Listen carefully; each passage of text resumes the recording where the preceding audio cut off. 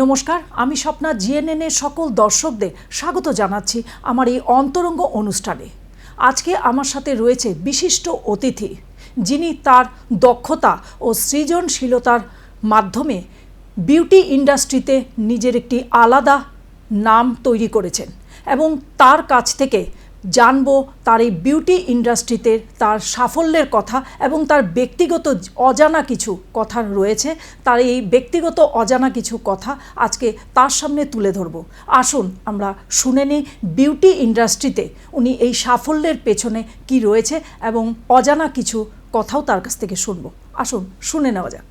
আপনাকে জিএনএন স্টুডিওতে স্বাগতম। নমস্কার, আমি মুনমুন। এই মুহূর্তে আমি আপনার বিষয়ে অনেক কিছু শুনেছি, তো আজকে আমি জিএনএন স্টুডিওতে আপনার ডাকার কারণটি রয়েছে যে বিউটিশিয়ানে আজকে অনেক বছর ধরে এই লাইনে আপনি আছেন। এই লাইনে আসার পর থেকে হয়তো আপনি অনেক কিছু আপস অ্যান্ড ডাউন দেখেছেন।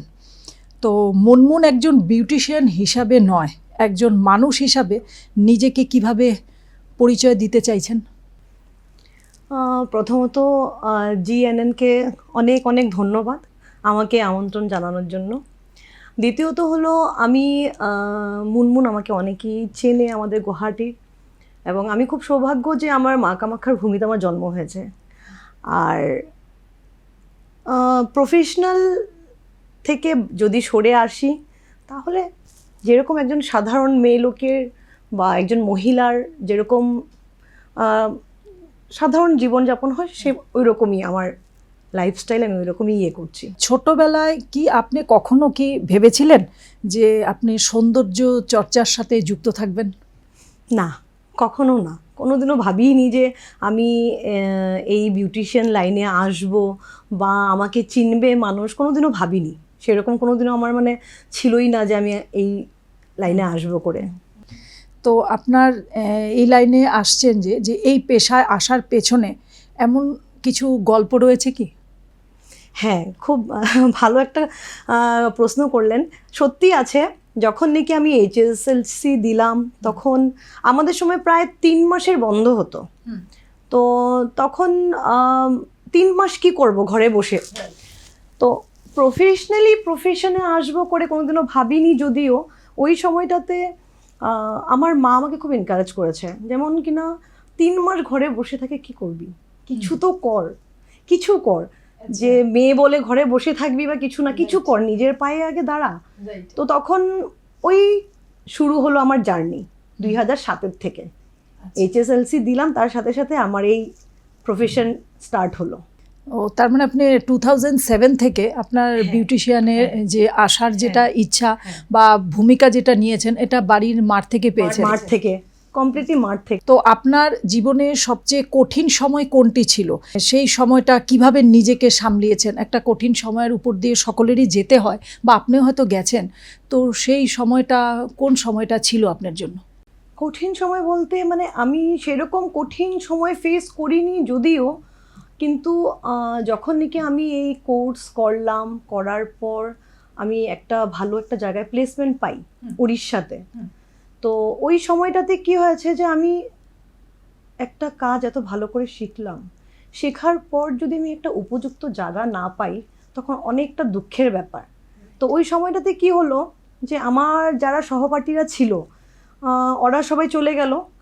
তো আমি এখানে থেকে গেলাম, কারণ হলো এটা ফ্যামিলির জন্য। আচ্ছা, বাচ্চা। ও, তখন ভেবেছিলাম হয়তো আমি কোনো দিনও হয়তো এই জায়গাটাতে আসতে পারবো না, কিন্তু যাই হোক পেরেছি, কঠিন সময়টা পার করতে পেরেছি। কিন্তু ওই সময়টা আপনার জন্য মনে হয়েছে যে ওই সময়টা যদি আমি ওই জায়গায় যেতাম তাহলে অনেক কিছু অ্যাচিভ করতে পারতাম, সেটা কি কখনো মনে আসে? সেরকম হয়তো শিখতে পারতাম অনেক কিছু, এখনো শেখার শেষ নেই, রোজ কিছু না কিছু শিখতে হচ্ছে। তো হয়তো ওখানে গেলে হয়তো আরো কিছু শেখার ওটাকে চান্স পেতাম। আপনার সাথে কথা বলে দর্শকদের সামনে আমি আরেকটা কথা বলবো। আপনাকে আমি স্টুডিওতে ডেকে আনার পর থেকে আপনার মুখ খুব হাসি খুশি। তো আপনি যেমন সৌন্দর্য চর্চার সাথে সকলের মুখে হাসি ফোটান, আপনার মুখের হাসি ফোটানোর রহস্যটা কি? আপনার মুখে হাসিটা কে ফোটায়? খুব ইন্টারেস্টিং কথা এটা, প্রশ্নটা খুব ভালো করেছেন। আমার খুশিটা না, আমি নিজেই খুশিটা বের করি। আমার খুশি আমি নিজেকে নিজে খুশি, অ্যাকচুয়ালি খুশিটা না অন্য কেউ দেওয়ার থেকে আমি সবাইকে বলবো যে চেষ্টা করো নিজেকে নিজে কিভাবে খুশি দেওয়া যায়। তো এটার জন্য আমি আমার হাসির পেছনের মানে পেছনে থাকা মানুষটা আমি নিজেই। আচ্ছা, আমি মনে করি যে খুশিটা নিজেকে দেওয়ার জন্য নিজেই চেষ্টা করবো, কেউর থেকে এক্সপেকটেশন যাতে না রাখে। এক্সপেকটেশন যত রাখবে ততই আজকে দুঃখ দিলে দুঃখটা মুখে প্রকাশ পাবে, সেটাই কথা। তো আপনার কাছে সৌন্দর্য বলতে ঠিক কি বোঝায়? বাহ্যিক সৌন্দর্য নাকি ভেতরের সৌন্দর্য? এটার মধ্যে আপনি কি বলতে চান? হ্যাঁ, দুটোই ইম্পর্টেন্ট। পৃথিবীতে অসুন্দর কেউই না, সবাই সুন্দর। নিজেকে কিভাবে তুলে দেখাবে মানুষের আগে, তো ওটা হলো ইম্পর্টেন্ট, কিন্তু তার সাথে সাথে ভেতরের সৌন্দর্যটা খুব দরকার। আজকে আমি সুন্দর হয়ে যদি একজন মানুষের সাথে ব্যবহারটাই ভালো করতে না পারলাম, তাহলে আমার ওই সৌন্দর্যের কোনো ভ্যালিউ নেই। ঠিক।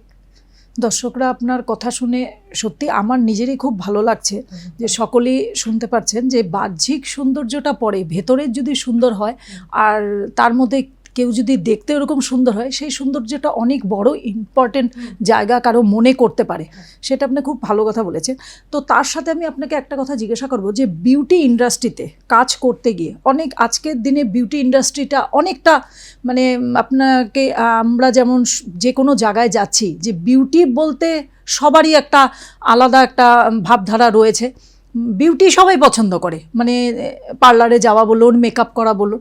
তো বিউটি ইন্ডাস্ট্রিতে আসার পর থেকে আপনি অনেক চ্যালেঞ্জের সম্মুখীন হয়েছেন, সেটা একটু দর্শকরা জানতে চাবে, সঙ্গে আমিও জানতে চাবো এই চ্যালেঞ্জিংয়ের সামনাটা আপনি কিভাবে করেছেন?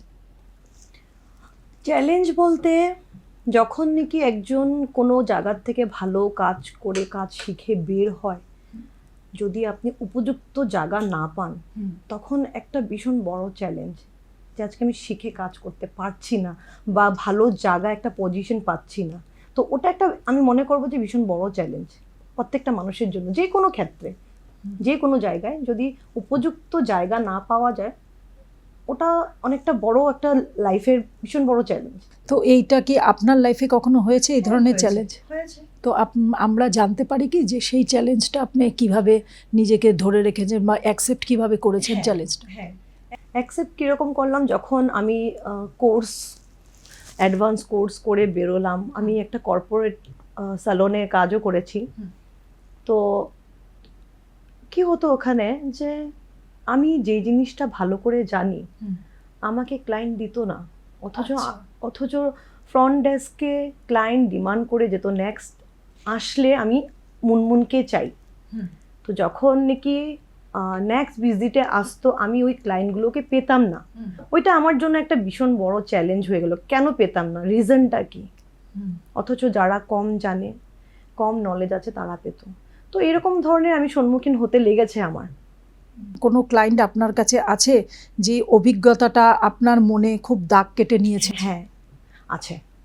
এটা একটা ভীষণ বড় একটা মানে প্রশ্ন, যে আমি মানে খুবই দুঃখিত, আমি মানে অন ক্যামেরা বলছি। একজন বিউটিশিয়ান, হেয়ার ড্রেসার বা স্কিন থেরাপিস্ট, যে কোনো ব্যবসা বলুন, যে কোনো কাজই বলুন না কেন, কেউ কোনোদিন চাইবে না যে নিজেকে খারাপ করি বা নিজের কাজটাকে খারাপ করি। তো যেহেতু আমাদের স্কিল নিয়ে কাজ, স্কিল বলতে হাতের কাজ, আমরা বলি হাতের কাজ। তো হাতের কাজে কি হয়, কখনো আমরা চেষ্টা করি ভালো করতে, খারাপ কখনই করতে চাই না। কেন খারাপ করতে চাইবো? কখনো এরকম একটা অভিজ্ঞতা যে একজন কাস্টমারের একটু হেয়ার স্ট্রাকচারের কাজ ছিল, তো ওনার রিকোয়ারমেন্ট হিসাবে আমি কাজ করেছি এবং ওনাকে ইনফর্মও করা হয়েছিল যে এরকম করলে এই জিনিসটা হতে পারে। তো উনি কি করলো, যেহেতু নেক্সট ডে ওনার আসার কথা ছিল, তো উনি আমাকে ফোন করলো। তো আমরা কাজ করি বলে আমাদেরও কিছু মানে পার্সোনাল জীবন আছে। তো আমার হয়তো একটু ফোনটা রিসিভ করতে দেরি হয়ে গেছে, ওটাতে ওনার একটু খারাপ লেগে গেছিলো। তো আমি নিজের হাতে কাজ করা, তো আপনি অন্য জায়গায় যেয়ে কাজ করার মধ্যে অনেকটা ডিফারেন্স। যখন আমার হাতে কাজ করছে আমি আমারভাবে করবো, জানি আমার এক্সপিরিয়েন্স হয়ে গেছে ওই ক্লায়েন্টের হেয়ার নিয়ে বা স্কিন নিয়ে, তো উনি যখন আরেকজন স্যালনে চলে গেল তখন ওই স্যালনে যাওয়ার পরে বলল, একটা ফিডব্যাক দিল যে ভালো হয়নি বা খারাপ হয়েছে বা কিছু এরকম, তখন ওই ক্লায়েন্ট আমাকে অনেক কিছু বলে যেটা নাকি আজ পর্যন্ত আমি এক্সপিরিয়েন্স করিনি, টাচউড, কারণ আমার প্রত্যেকটা ক্লায়েন্ট খুবই ভালো, যথেষ্ট আমাকে বিশ্বাস করে।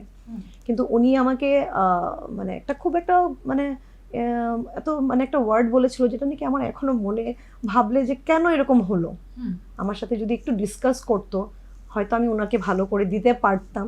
তো ওনার সাথে আমার কথা হয় যদিও, যদি এই ভিডিওটা যখন সার্কুলেট হবে নিশ্চয়ই উনি পাবে, উনি যদি একটু রিয়েলাইজ করে আমার খুব ভালো লাগবে, সেটাই। উনি খুব ভালো মানুষ, কিন্তু উনি আমাকে উনি মিসগাইড হয়েছে, ওটাই ব্যাপার, অন্য কিছু না। এটা আমার মনের মধ্যে এখনো আছে। খুব ভালো ক্লায়েন্ট ছিল উনি। আচ্ছা, তো তার পাশাপাশি আমি এটা জিজ্ঞেস করব আপনাকে যে এখন হচ্ছে সোশ্যাল মিডিয়ার যুগ।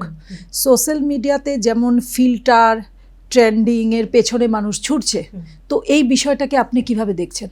হ্যাঁ, সোশ্যাল মিডিয়াটা আমাদের জন্য খুব হেল্পফুল, খুব হেল্পফুল। কারণ আজকে আমি এক জায়গায় বসে, আমি যেখানে বসে আছি আমাকে 10 জন চিনতে পারছে। একটা সাধারণ এক্সাম্পলই, আজকে যেরকম আপনার সাথে আমি কথা বলছি, এই ভিডিওর দ্বারা অনেক মানুষ আমাকে চিনতে পারবে। তো এইটুকুন পর্যন্ত ঠিক আছে, কিন্তু যখন নাকি এডিটিংয়ের ব্যাপারটা আসে, তো এডিটিংয়ের ব্যাপারটা নিয়ে বা ফিল্টার ব্যাপারটা নিয়ে কিছু ক্ষেত্রে আমরা নিজেদের সাথে একটু অন্যায় করি। কিছু ক্ষেত্রে, আমি বলবো না সবটুকুন। কীরকম, আজকে আমি একটা কাজ করছি, কাজটার কালারটা বা ফেসের গ্লো যেটা আমি দেখাচ্ছি অরিজিনাল একরকম দেখাচ্ছে, আমি যদি ওভার ফিল্টারিং করি বা এডিটিং করি তখন এটা অরিজিনালিটি চলে যাবে, রাইট? ঠিক আছে। প্লাস কাস্টমার ওইটাই দেখে কিন্তু আমাদের কাছে আসবে। তো এক্সাক্ট যখন আমি দেখাতে পারবো না বা করতে পারবো না, তখন আমার ইমেজটা অটোমেটিক্যালি খারাপ হয়ে যাবে।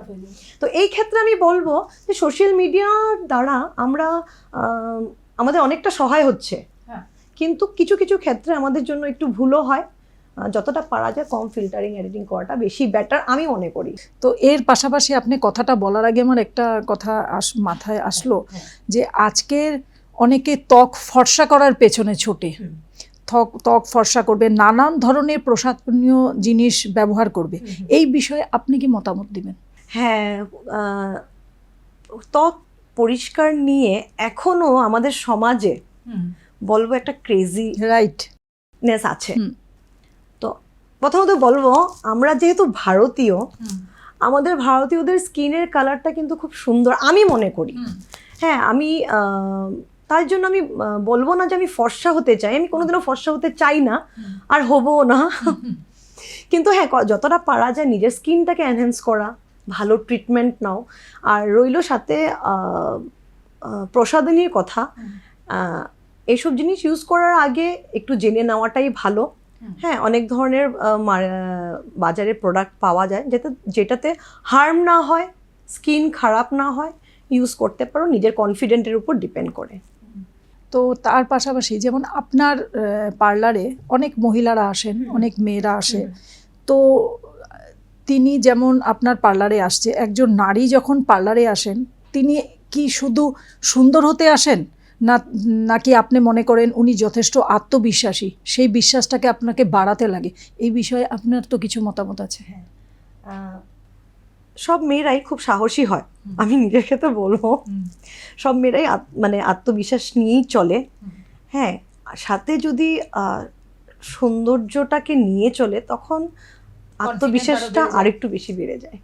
তো তার জন্য ওটার মধ্যে আপনি কি বলবেন, যে আপনার কাছে পার্লারে এসে ফর্সা হতে তো অবভিয়াসলি কিছু মানে বলবেই যে আমার ফেসটাকে একটু ফর্সা করে দাও, হ্যাঁ, এটা তো কমন কথা রয়েছে, সে হয়তো আমি হলেও বলবো। তো ফর্সা হওয়ার পাশাপাশি সে আত্মবিশ্বাসীর জন্য আসছে, কিন্তু সেই বিষয়ে আত্মবিশ্বাসটাকে আপনি সামনে রাখেন নাকি আপনি সৌন্দর্যটাকে সামনে রাখেন? কনফিডেন্স থাকলে যে কোনোভাবে আপনি যে কোনো মুহূর্ত সিচুয়েশন ফেস করতে পারবেন। একজন সফল বিউটিশিয়ান আপনি একজন সফল বিউটিশিয়ান, পাশাপাশি একজন সফল বিউটিশিয়ান হতে গেলে কোন গুণগুলো থাকা দরকার? সফল বিউটিশিয়ান হতে গেলে অনেক কিছু ব্যাপার আছে, ছোট ছোট ব্যাপার যারা নাকি এখন ফলো করে না। ফার্স্ট কথা হলো নলেজটা খুব দরকার। যতটুকুন জানি, আমি যতটুকুন জানি প্রপার আমার নলেজ হওয়াটা খুব দরকার, যাতে আমি ক্লায়েন্টদেরকে সঠিক পথ দেখাতে পারি। তো এটা একটা ভীষণ ইম্পর্টেন্ট জিনিস, যে নলেজ নিয়ে নামো, নলেজ নিয়ে কাজ করো, মিসগাইড করো না ক্লায়েন্টদেরকে। কারণ ক্লায়েন্টরা আমাদের কাছে ভরসা নিয়ে আসে। ক্লায়েন্টের কথার সাথে সাথে আপনার বিজনেসের কথা শুনলাম, যেটা তার আরও আগে নিয়ে যাব, আরও কিছু আপনার কাছ থেকে শোনার দরকার আছে। তার মাঝখানে আমার একটা কথা মনে হলো, যেটা আপনাকে জিজ্ঞাসা না করে পাচ্ছি না, যে পরিবারের সমর্থ, আপনি যেই লাইনটা আসছেন বিউটিশিয়ান লাইনে, পরিবারের সমর্থনটা আপনার এই পথ চলাটা কতখানি গুরুত্বপূর্ণ বলে ভাবে? ফ্যামিলির সাপোর্ট আমি সত্যি করে বলতে গেলে 100%ই পেয়েছি। আচ্ছা, সমানভাবে আমিও চেষ্টা করি কাজের সাথে সাথে ফ্যামিলিকেও যাতে সাপোর্ট করতে পারি। তো আমি ব্যালেন্স করে নিতে পারা যায় যদি ইচ্ছা থাকে। আর কোনো ব্যর্থতা কি আপনাকে নতুনভাবে লড়াই করতে শিখিয়েছে? ব্যর্থতা সেরকম কিছু বলবো না যদিও, কিন্তু আরও অনেক আগের থেকে যদি স্টার্ট করতাম হয়তো আরেকটু মানুষ আমাকে জানতো, এটা একটা আশা আছে। তো এরকমই ব্যর্থতা সেরকম পাইনি, ফ্যামিলির ভালো সাপোর্ট পেয়েছি, যার জন্য নাকি মা বাবার সাপোর্ট পেয়েছি, যার জন্য নাকি নিজে দাঁড়াতে পেরেছি। ঠিক, সেটা তো সবচেয়ে বড় ইম্পর্টেন্ট কথা, যে ফ্যামিলির সাপোর্ট আপনি পেয়েছেন। যদি সময়ে কয়েক বছর পিছিয়ে নেয় আপনাকে, তাহলে নিজের ছোটবেলার মনকে কি পরামর্শ দিবেন আপনি? সবার ফার্স্ট বলবো, আমি যে আমাকে ভগবান একটা নারী করে যে বানিয়ে পাঠিয়েছে, ওটার জন্য আমি ভীষণ খুশি। আমি কোনোদিনও রিপ্লেস করতে চাইবো না যে নেক্সট জন্মে আমি ছেলে হব, মেয়ে হবো বা কিছু, আমি মেয়ে হতে চাই। আমি খুব খুশি। হ্যাঁ, এই কাজটা যেটা আমি করছি, এই কাজটা নিয়ে আমি অনেকটাই খুশি, আমি অনেকটা ভালোবাসি। তো আমি যদি আবার আমার নিজের ছোটবেলার লাইফে যেতে চাই, তাহলে আমি আরও আগের থেকে কাজটাকে স্টার্ট করব। এটা আমার একটা ইচ্ছা। যা স্বপ্ন পুরা করেছেন আপনি, তার মধ্যে কোন স্বপ্নটা আছে যেটা আপনার অপূর্ণ থেকে গেছে? হ্যাঁ, না, যেরকম স্বপ্ন অনেক কিছুই আছে, কিন্তু আমার প্রফেশনাল লাইন নিয়ে আমি কথা বলছি, যে আমি যেই বিজনেসটাতে আছি এখন, যদি 100 জন মানুষ চিনছে, নেক্সট আগামী কয়েক বছরে যাতে 10,000 মানুষ আমাকে চিনে, এটা একটা বড় স্বপ্ন আমার। আর আমার স্টুডিওটাকে যাতে অনেক বড় করে তুলতে পারি, যাতে একজন তরুণী বিউটিশিয়ান যারা নাকি এখন জাস্ট নতুন প্রজন্ম উঠে আসছে, বিউটি ইন্ডাস্ট্রিতে কেরিয়ার গড়তে চান যারা, তাদের জন্য আপনার তরফ থেকে কি গুরুত্বপূর্ণ পরামর্শটি কি থাকবে? এটা খুব ইম্পর্ট্যান্ট একটা প্রশ্ন করলেন। আমার এই লাইনে অনেকটা বছর হয়ে গেল, তো আমি আমার অভিজ্ঞতা দিয়ে বলতে চাই যে আমরা যখন শিখেছি,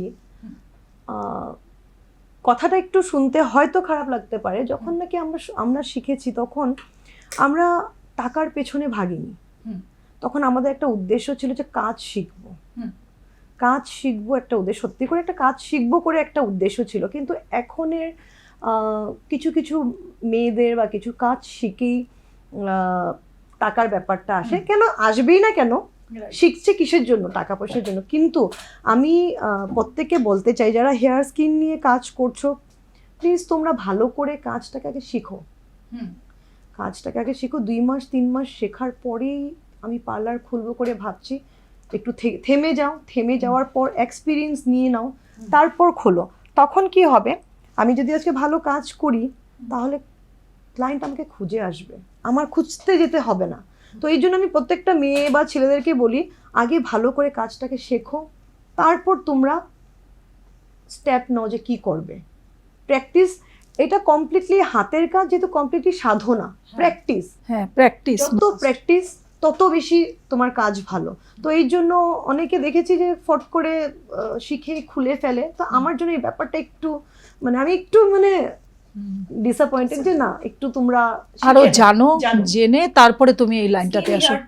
ইজি ব্যাপার না, কোনোদিনও ইজি ব্যাপার ছিল না। এই জিনিসটাকে অনেকে ইজি করে নিয়েছে, কিন্তু ইজি না। পড়াশোনা করতে হয় এটা নিয়ে, আর করাটা খুব ভালো নিজের জন্য। তো আজকে আমাদের কাছে সময় যথেষ্ট কম, তার পাশাপাশি আমি আরও কটা কথা আপনাকে জিজ্ঞাসা করার ছিল, সময় কম থাকার জন্য আমি এটা জানতে চাইবো যে আগামী 5 বছরে মুনমুন নিজেকে কোথায় দেখতে চায়? হ্যাঁ, তো বললাম যে ওই যে আমার স্টুডিওটাকে অনেকটা বড় করে, হ্যাঁ এই কোয়েশ্চেনটাতে আমি ছোট্ট একটা অ্যান্সার দিতে চাই। যারা নাকি ছোট্ট বাচ্চার মায়েরা না, তো বাচ্চাদের জন্য পার্লারে এসে নিজেকে টাইমটা দিতে পারে না। তো আমি এই জিনিসটা নিয়ে, প্লাস ওয়ার্কিং লেডি যারা, এখন আমার পার্লার খোলা থাকে, সানডে স্পেশালি ওয়ার্কিং লেডিদের জন্য খোলা রাখি।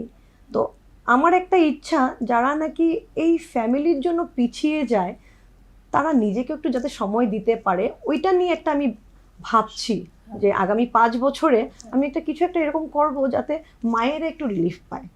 খুব সুন্দর কথা বলেছেন, এই কথাটা আমার খুবই ভালো লেগেছে। আর দর্শকরাও জানতে চাইবে, যেটা আপনি বললেন যে সকলেই শুনেছে যে আপনি মায়েদের জন্য একটা কিছু করতে চান। তো শেষে আমি একটা কথা বলবো যে আমাদের দর্শকদের জন্য কি ধরনের বার্তা দিতে চান, ইতিবাচক পরিবর্তন কি আসতে পারে ওদের, তো সেই বিষয়ে আপনি দর্শকদের কি বলতে চান? আচ্ছা, দর্শকদের আমি এটা বলতে চাইবো যে আজকাল সোশ্যাল মিডিয়ার জামানা যেহেতু, তো অনেকে কিছু জায়গায় ভুল করে, যে স্কিনের গ্লো নিয়ে বা কিছু। তো ফার্স্ট কথা হলো যে আপনারা যখনই একজন পার্লার ভিজিট করবেন বা কোনো স্টুডিওতে যাবেন, প্লিজ আগে জেনে নেবেন ওখানে কি ধরনের প্রসাধনী ইউজ করছে, প্রফেশনাল ইউজ করছে কি না, এবং যারা নাকি স্কিন থেরাপিস্ট বা হেয়ার ড্রেসার, তাদের কি সঠিক নলেজ আছে, তারা কি সঠিক প্রোডাক্ট দিচ্ছে কি না, এটা কাস্টমারের ফুললি রাইট আছে। আমি বলবো অ্যাজ এ বিউটিশিয়ান এবং হেয়ারের কাজ করা যেহেতু, তো আপনাদের কমপ্লিটলি রাইট আছে যে আপনারা কি যেখানে যাচ্ছেন ওখানে কি সঠিকভাবে আপনাদেরকে প্রোডাক্ট ইউজ করছে কিনা। এটা একটা ভীষণ ইম্পর্টেন্ট জিনিস, কারণ কি অনেক জায়গায় মিসগাইড হয়ে আসার পর একটা ভয় ঢুকে যায় ক্লায়েন্টদের, যে না আমি এই জিনিসটা করাবো না বা কিছু, অনেক ধরনের ব্যাপার হয়। তো ওইটার জন্য আপনারা একটু সার্চ করবেন, দেখবেন কোন জায়গায় কীরকম ভালো করছে, বাস এইটুকুনি। আর আদারওয়াইজ কেউ খারাপ কাজ করে না, সবাই ভালোই করে, তার জন্য। খুব সুন্দর কথা বলেছেন মুনমুন। এই মুহূর্তে আমি তোমার কাছ থেকে আরও একটা কথা জানতে চাবো। অনেক তরুণীরা রয়েছে যারা পার্লারে শেখাতে খুব ইন্টারেস্টেড, তো তাদের জন্য তোমার পার্লারে সেই ধরনের কোনো ব্যবস্থা আছে কি, যে যারা তোমার কাছ থেকে শিখতে পারবে, বা তোমার পার্লারটা কোথায় আছে? অনেকে আছে যে পার্লার হয়তো অনেক হয়ে গেছে, ওইখানে ওরা খুঁজেও পাচ্ছে না, তো তুমি সেই ধরনের মেসেজ দর্শকদের বলে দাও, যে যার জন্য তোমার কাছে এসে শিখতে পারবে আর একটা ভালো একটা ইনস্টিটিউট পাবে যেখান থেকে তুমি ওদেরকে তৈরি করতে পারবে।